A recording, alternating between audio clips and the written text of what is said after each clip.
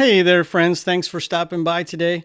Getting ready to record a Spiritual Almanac podcast for Sunday, February 14th. And this is a special Valentine's Day episode of the podcast. Really excited about it. We're going to be kicking off today with, it's my favorite love poem. Not that I have a lot of love poems, that I can pull from, but this is one of my favorites. It's by Elizabeth Barret Browning, and it's a sonnet. It's familiar, so you probably heard of it before.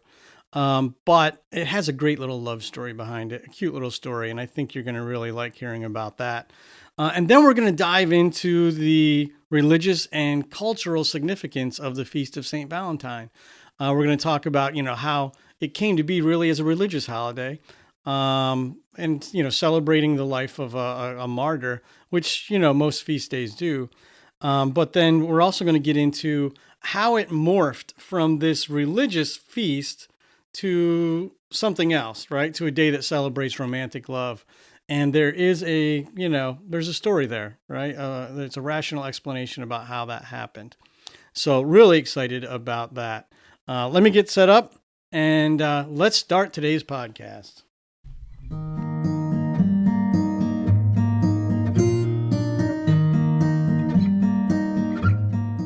Welcome to a Spiritual Almanac. It's Sunday, February 14th, 2021. Happy Valentine's Day. Sonnets from the Portuguese is a collection of love poems written by Elizabeth Barret Browning in 1850. Browning didn't want to publish the poems because she felt they were too intimate and personal. Her husband, Robert Browning, convinced her otherwise, but to be safe, she published them under the guise of foreign sonnets.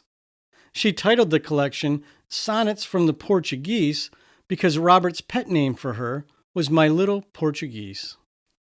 With a love story like that behind it, it's only appropriate that on this Valentine's Day, we find our inspiration from what is probably the most famous sonnet in the collection. It's Sonnet 43, more commonly known by the title, How Do I Love Thee?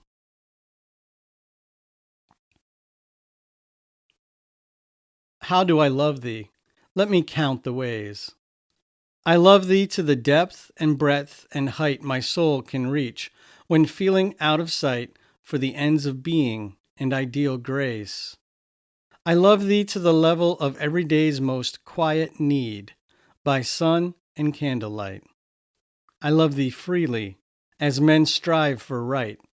I love thee purely, as they turn from praise.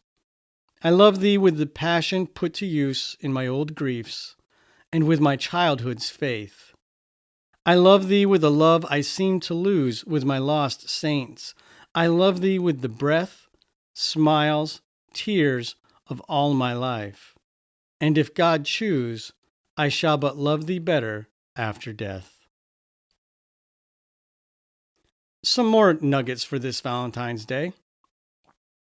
The Feast of St. Valentine was originally celebrated to honor early Christian martyrs.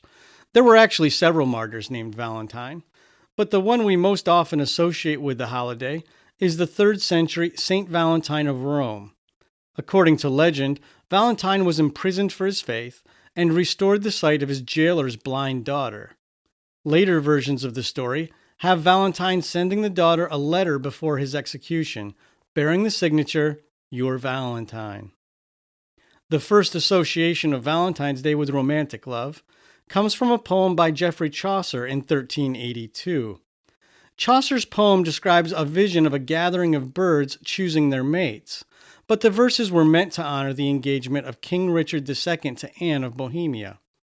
The poem reads, For this was on St. Valentine's Day, when every bird comes there to choose his match, of every kind that men may think of. And that so huge a noise they began to make, that earth and air and tree and every lake was so full, that not easily was there space for me to stand. So full was all the place. Well, in the centuries that followed, the Feast of St. Valentine became less about the celebration of Christian martyrs and more about Chaucer's version of a celebration of romance. But the first mass-produced Valentines didn't appear in the U.S. until sometime around 1847. They were the brainchild of Esther Morgan, the daughter of a Massachusetts stationery store owner. She got the idea from a Valentine she received from her father's English business associate and began importing paper lace and other materials from England to make similar versions for the American marketplace. Her idea took off and helped popularize the commercial holiday in the States. Just 2 years later, a writer for Graham's American Monthly noted, "St. Valentine's Day is becoming, nay, it has become a national holiday." Although Valentine's Day is mostly associated with romantic love these days, it's worth noting that in many traditions, it also marks the beginning of spring. For example, in Slovenia, Valentine is a saint of spring, the saint of good health, and the patron saint of beekeepers. He's believed to bring the keys to roots, which enable plants and flowers to begin growing. So Valentine's Day is traditionally the day work begins in vineyards and fields. Finally, our words of wisdom for this Valentine's Day come to us from the great mystic theologian and writer Thomas Merton.